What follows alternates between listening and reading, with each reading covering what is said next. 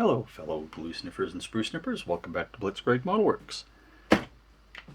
After over a year, it's finally here. My very first Modelcollect kit. The E-60 Ausf.A, as they call it, part of their Fist of War series. They nicely tell you on the side. It is totally fictitious. They're making the whole thing up. It's based on some prototype and proposed stuff, but none of it really exists. Oh, they're nice enough to include some specs. I got this as a pre-order back in October of 2019. Then December hit, that's when it was supposed to go to production. Then we all know what happened in the new year, and it took this long to get it out, which I'm still surprised is pretty good. Instructions, kind of funny, they even give you a production history and whatnot. I like how they call it a middle tank, not a medium tank. Very simple and straightforward. That's it for those steps. That's 5 steps on one page. And that's it for the back. Oddly, there is no color callouts. There is nothing for the types of paint you need. There's nothing for decal placement. Chronograph decals, very nice, very thin. Shouldn't have any problems. Looks like there's a couple, 3 different marking options, but there's no instructions on any of it in the kit, so make up whatever you want, I guess. Alright, this is the contents of the biggest bag in the kit, which has the upper and lower hulls. Voila. And a big sprue, which most of this you won't even need. This is a shared sprue with their E-60 Jagdpanther version. Yes, they called it a Jagdpanther.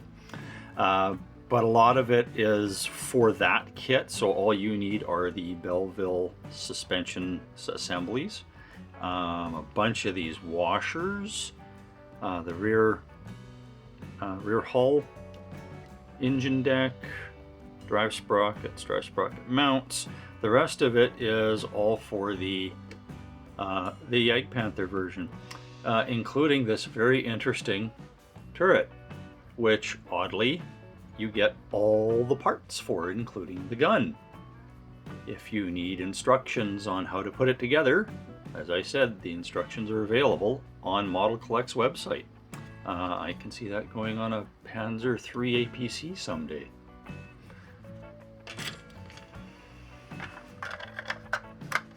Upper and lower hull assemblies. There is no texture of any real kind other than kind of a little pebbly finish. Something that's really weird is you have these 4 holes, which I think are for return rollers because there's corresponding parts on here. I think you can see them. These parts. These guys here. And these look like return rollers, and these sit on top of here pretty easily, but there's no mention of it, so I don't know what's going on there. Guess I'll have to fill them. Upper hull, pretty much devoid of texture. You can see where you might want to put some weld beads, but there aren't any weld beads. You can feel that. You're supposed to drill that out from the bottom. That's for the towing clevises, and you do have to do some cleanup on the turret race. There's absolutely no access to the engine. The engine port is just a cover, and there is some cleanup. It looks like there was a big sprue port on the back. That was a big gate, and they cleaned it up at the factory a little, and you get to do the rest. But otherwise, pretty, like I said, 1980s, early 90s Tamiya. Contents of the medium-sized bag in the kit. You get the turret, you get the road wheels, and you get another shared sprue with another kit, which I believe is either a King Tiger or like an E-50, E-75 kit. With this, you're just using, I think, just hatches and the tools and exhaust parts. And the cables too. You don't use these parts at all. The tools are actually pretty nice.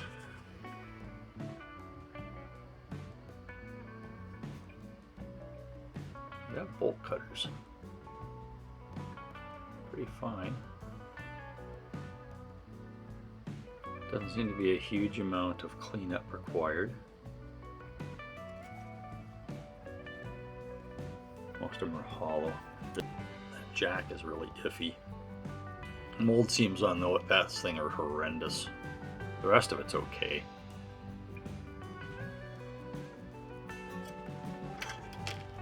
Wheels. They all appear to be the same. Front and back.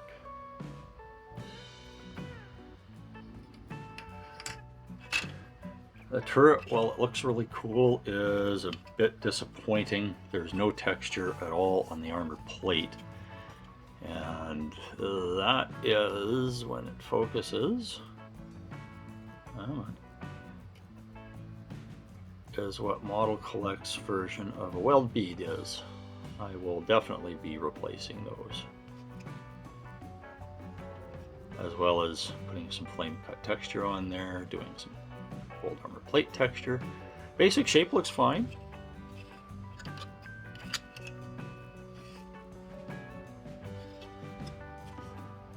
Oh, I'm gonna do the main gun there. Two-piece unit. There's some pretty heavy machining marks on the back end. There we go. I can actually feel that with my fingernail.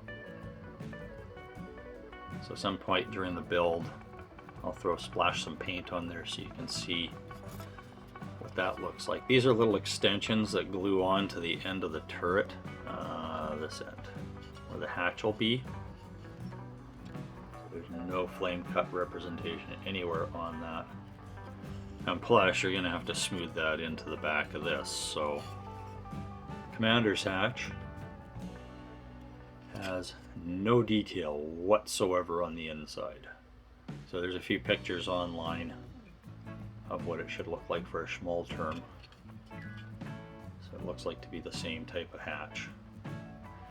And there's no way, unless you want to do some surgery, there's no way to pose the back hatch open. These are the ranging bulges for the sides of the turret. They are molded solid, but you can drill them out. And the last bag in the box, you get two of each of these. You get two of the tracks, which appear to be late Tiger II type tracks, but quite a bit thinner. And on this sprue, you get a ton of spare parts, because the only thing you need for the kit is the idler arm itself, which doesn't want to focus, and the idler wheels. That's it. Everything else is spare parts from what I can see. And then the tracks are very thin, like the teeth are noticeably smaller than a Tiger II. I'll show you what I mean here. Here's some furl tracks I painted kind of in a gray to keep the contrast kind of the same, but here's furl tracks for comparison.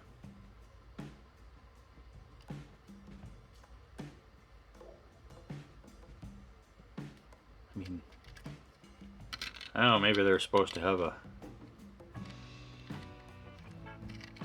much smaller, much thinner profile track. So that's my inbox review. Follow me along on Facebook. I am chomping at the bit to build this. I've already started cutting parts off of the sprue, which I hope the video turns out, or it's going to look a little weird in places. It looks like a really simple build. I'm going to try and use the kit tracks if I can, but I'm going to see if I can try the furl tracks and see what they look like in the place of the skinny ones. So anyway, thank you very much. Like and subscribe if you haven't already. Talk to you later, guys. Bye-bye.